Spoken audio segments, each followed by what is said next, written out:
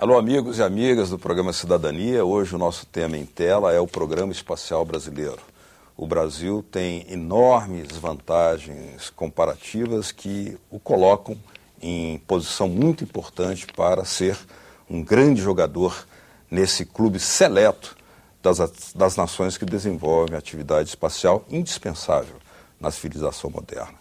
Para falar sobre esse tema, o nosso convidado hoje é o presidente da Agência Espacial Brasileira, o Dr. Carlos Gunning, a quem agradeço muito pela presença.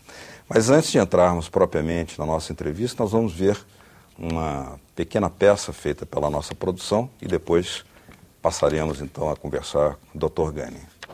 Ainda há quem torça o nariz para os programas aeroespaciais, mas os desconfiados muitas vezes desconhecem que eles promoveram diversos progressos tecnológicos, hoje aplicados à vida das pessoas.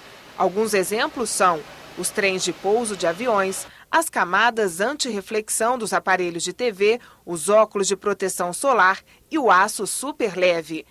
O Programa Espacial Brasileiro foi iniciado efetivamente em 1979.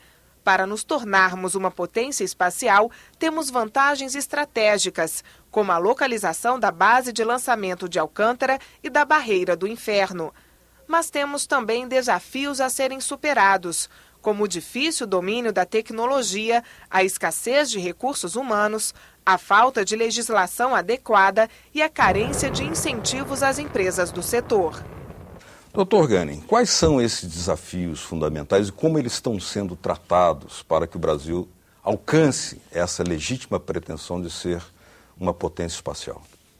Olha, em primeiro lugar, eu acho que nós temos um dever de tratar a questão espacial como um tema de Estado. Por quê? Diferentemente de outras atividades do conhecimento, espaço demanda um tempo, no mínimo de 10 anos, que é o tempo considerado curto prazo, que superem muito os tempos de governança federais e estaduais no nosso Brasil. 10 anos vai demandar que um programa dessa envergadura tenha a conotação de um programa estratégico e de Estado, protegido por regras próprias, por meios próprios de se lidar com a dificuldade de tecnologias críticas, com a falta de recursos humanos que precisa de permanente atualização. É uma massificação que se demanda na base mecânicos, tecnólogos, engenheiros profissionais, mestres, doutores, pesquisa de bancada, pesquisa aplicada no campo e meios de se fazer aplicações que beneficiem, em última instância, a toda a sociedade. O senhor estaria, por exemplo, sugerindo que é um ramo tão complexo de atividade e de tecnologia que não pode, por exemplo, ter contingenciamento de recursos como ocorre em outras áreas, sob risco de interrupção? Eu lhe agradeço essa questão, porque ela é vital para um programa como o Programa Espacial.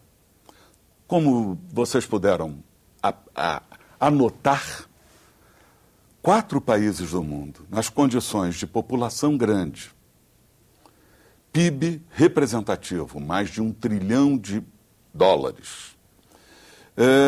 e área superior a 5 milhões de quilômetros quadrados, o Brasil tem quase o dobro disso, são potências nucleares, potências espaciais. Uhum.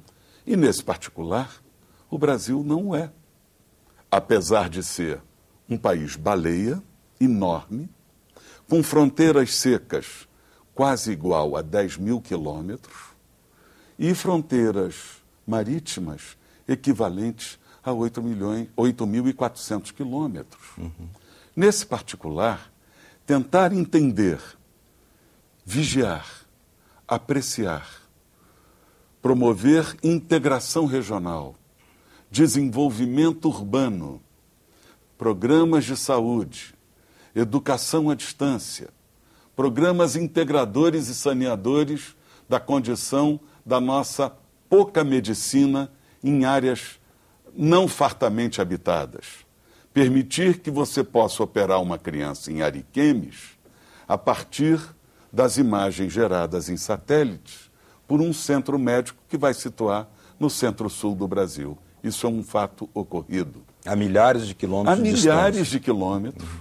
E de uma forma de poder entender esse continente de regiões plenas, distintas, diversas, que precisam ser integradas a partir de um sentimento nacional. E melhor, com a possibilidade de não ser tratado como uma façanha tecnológica ou uma façanha científica, mas, antes de tudo e sobretudo, como um programa que promova a integração socioeconômica, política, mas, sobretudo, tecnológica do nosso país. As dificuldades às quais nós poderíamos pontualmente registrar estariam hoje colocadas na falta da continuidade de recursos, número um. Na falta do entendimento de que as coisas são dinâmicas. E o próprio Programa Nacional de Atividades Espaciais, hoje, feito para durar 10 anos, não responde às nossas novas necessidades de país, de nação. Olhar para o entendimento daquilo que nós somos. Um país em que apenas 7 ou 8 outros países e o continente europeu tratado coletivamente têm centros de lançamento, foguetes ou veículos lançadores de cargas úteis civis e pacíficas, não confundir com atividades militares, e melhor do que isso, satélites, que é o eixo mais rico da cadeia do negócio espacial brasileiro. Espaço, senhores, é uma atividade econômica que gera benefícios, gera emprego, gera renda, mas gera, sobretudo, a certeza da afirmação da soberania, da detecção do conhecimento, da fixação das técnicas e do conceito que a inovação tecnológica proporciona em cada um dos temas que nós tivermos que praticarmos, seja em foguetes, seja nos sítios, onde nós acabamos de atualizar o Centro de Lançamentos de Alcântara, que tem 27 anos, e a sala do seu controle era eletromecânica. Ela está hoje completamente adequada e adaptada ao que os centros de lançamento mais modernos do mundo dispõem de tecnologia. Agora, nós temos aí claramente à frente dois, digamos, desafios ou obstáculos. Primeiro, a necessidade de uma legislação mais adequada. Isso parece pouco, mas é muita coisa. Segundo, uma política de estímulo à incorporação das empresas a esse mercado, que é um mercado aparentemente de pouca visibilidade, embora televisão, rádio, tudo seja dependente da atividade aeroespacial. Como enfrentar essas duas questões? Eu lhe diria que, em primeiro lugar, temas estratégicos no mundo inteiro são tratados de forma em separado, ouvidas políticas e os estamentos mais altos da República, os conselhos, os adequados modos de se recomendar, aplicação de conhecimento e observação de políticas aplicadas, e os conselhos da República estão absolutamente habilitados para fazê-lo, em áreas como nuclear, espacial e informáticas. Como fez recentemente a acertada aplicação da Secretaria de Assuntos Estratégicos e do Ministério da Defesa com a aplicação da Estratégia Nacional de Defesa. Eu só queria registrar que o acerto praticado com um contexto defesa minimiza o tema maior pela aplicação que espaço poderia suscitar. Sem dúvida, espaço tem aplicações de natureza da defesa, de natureza militar, mas esse não é o foco do Programa Espacial Brasileiro desde a sua implantação. O programa nasce na COBAI como uma manifestação das urgentes carências da sociedade para ser pacífico, civil e ter aplicações que alcançassem o grande contingente populacional dessa época. E em 70, repare, meu caro, nós éramos menos do que menos da metade dos 190 milhões que o IBGE diz que somos hoje.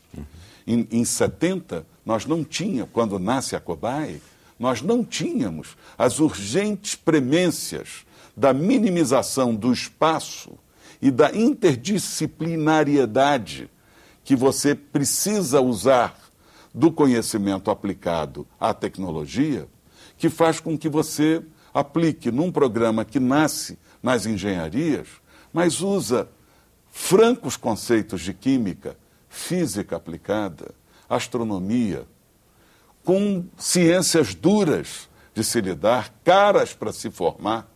O Brasil forma profissionais que trabalham nos programas espaciais do mundo inteiro, a um custo superior a R$1,5 milhão de reais. Um doutor brasileiro nos custa, e quando ele termina o seu doutoramento, ele acaba indo trabalhar com quem possa empregá-lo. Então, legislação parte do pressuposto também de que, sem benefícios outros, de natureza isenção fiscal, lei Rouanet para o espaço, ou lei da cultura para o espaço, que isso é um pouco de prosaico, eu diria que o Parque Industrial Brasileiro, situado por exclusivo no âmbito da atividade aeronáutica em São José e Arrebaldes de São Paulo, ele se espraiou com as atividades que incluem aviônica e espacial. Hoje o Brasil tem um conjunto complexo de empresas que possam trabalhar na infraestrutura do programa espacial, do Oiapoque ao Chuí. Programas que integram massas de trabalhadores que prestaram serviço a estaleiros, à indústria do petróleo e gás, à atividade infraestrutural básica, rodovias, portos, aeroportos, e por que não pensar sítios de lançamentos de foguetes, diga, pacíficos, comerciais e extremamente rentáveis.